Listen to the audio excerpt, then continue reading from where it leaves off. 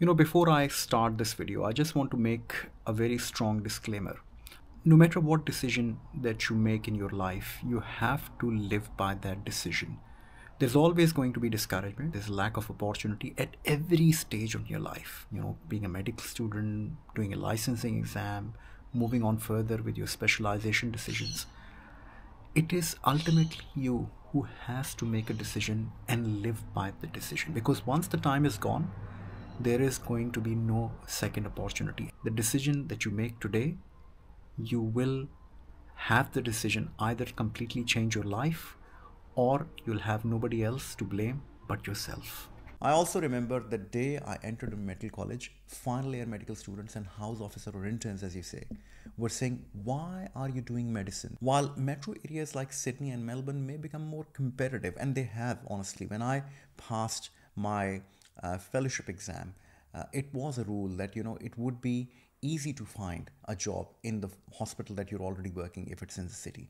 But then over the years, I found that the job, even in emergency medicine, which is a very unsubscribed field, are becoming increasingly difficult to get in the city. In fact, as of 2024, there are over 3,500 PAs in NHS. Regional and rural areas are crying for more healthcare professionals. The point being, the fully qualified but fresh GPs and specialists are not dependent on public hospital jobs. After passing my PLAB in 2003, there was an unsaid rule of applying for thousands of jobs. In fact, that was just a number of applications received by any job postings in the NHS hospital at that time.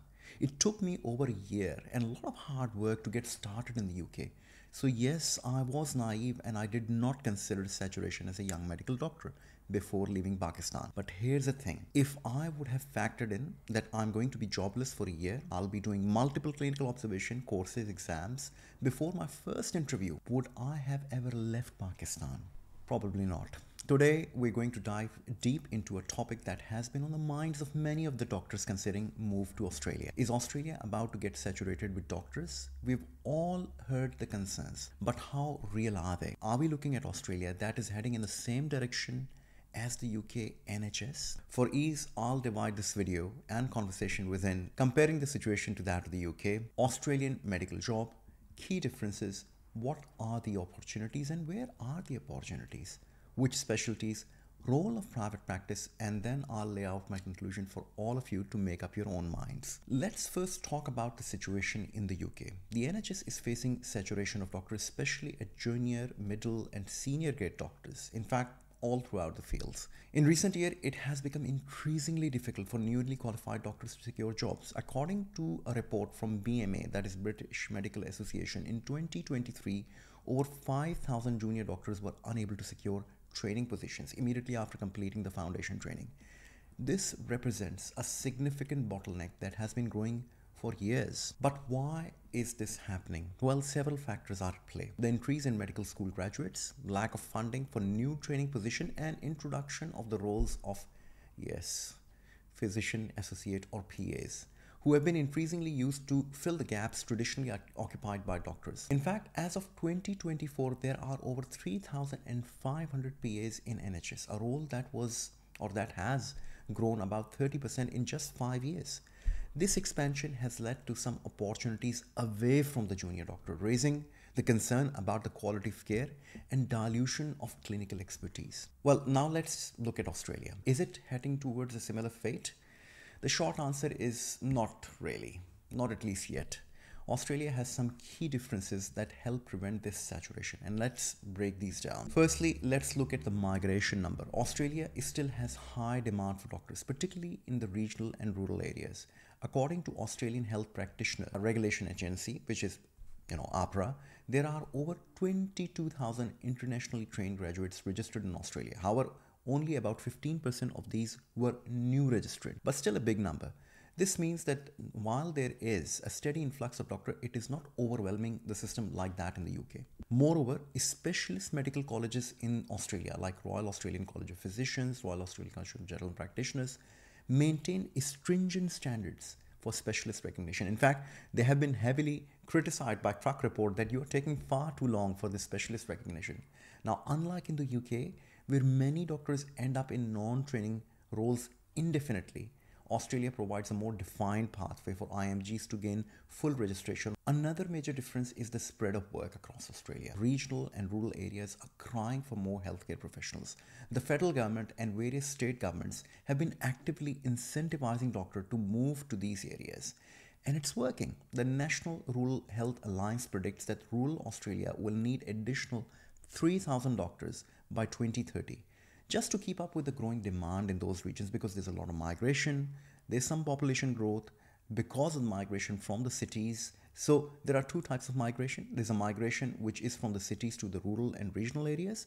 There's also overseas migration, because by the virtue of their visa restriction, they are going to join in the regions. So regions are the more blossoming areas of Australia, you may say that. While metro areas like Sydney and Melbourne may become more competitive, and they have, honestly. When I passed my fellowship exam, it was a rule that it would be easy to find a job in the hospital that you're already working if it's in the city. But then over the years, I found that the job, even in emergency medicine, which is a very unsubscribed field, are becoming increasingly difficult to get in the city, and specialists are moving towards the regions and sometimes even rural areas doing locums.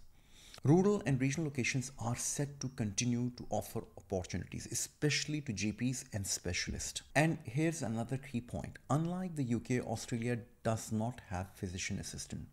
Now, they're not taking over role. Nobody's taking over the roles traditionally held by doctors.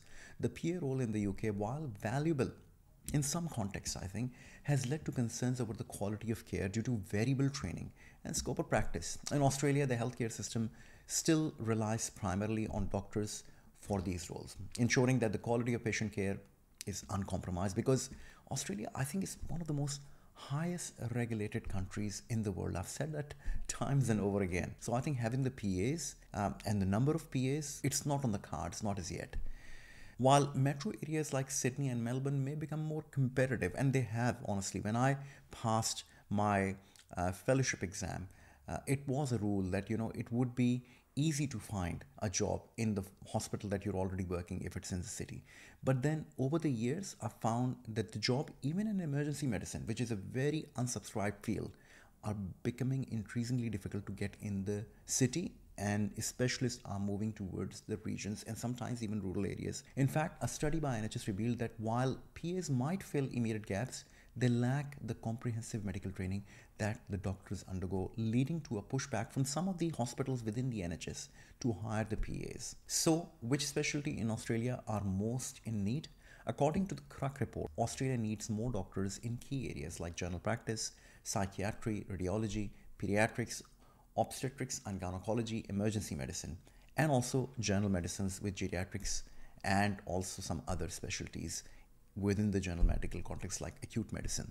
This is particularly pressing given Australia's aging population and projected growth over the next decade. The CRUC report estimates that by 2035, the demand of healthcare services will increase by 35%, and that the supply of doctors need to rise proportionately to meet this demand. So while some areas may face competition, the overall picture remains that of somewhat of an opportunity, especially in the regional rural areas, especially if you are willing to work in the need areas in regional Australia, as I said. Now, the private sector. Here I'd like to factor in that 55% of the Australian population has private health insurance. Also, 100% of the GP services and 70% of specialist healthcare is provided through private sectors. All GP clinics are like businesses. Surgeons and physicians have private rooms, and they also help public hospital by taking a load of patients in the private hospital. The point being, the fully qualified but fresh GPs and specialists are not dependent on public hospital jobs and can easily start their careers through locums, 5-year VMO contracts, whilst building their own private practice. I also remember the day I entered a medical college, final year medical students and house officer or interns, as you say, were saying, why are you doing medicine? There are no jobs. USMLE, well, you're not going to get visa. UK is just going to be super saturated. In fact, 2 to 3 doctors actually left medicine doing IT at that time in 2003, and lots even left after becoming doctor, joining pharmaceutical industry. Coming back to the point, is Australia about to get saturated with doctors? Not quite. Based on the recent statistical data, the CRUC report, The figures are pointing towards the other direction. At least over the next 10 years, there's a huge demand. Whilst it's essential to be aware of changing landscape at any point, Australia is unique. Factors such as a spread of regional work, stringent pathways for international doctor, and a healthcare system without physician assistant taken on a traditional doctor roles, and also significant private sector mean there is still a room for growth and opportunity. But for how long is good as anybody's guess. But more importantly, this saturation should not discourage or deter you in your journey. Look after yourself and each other. Goodbye.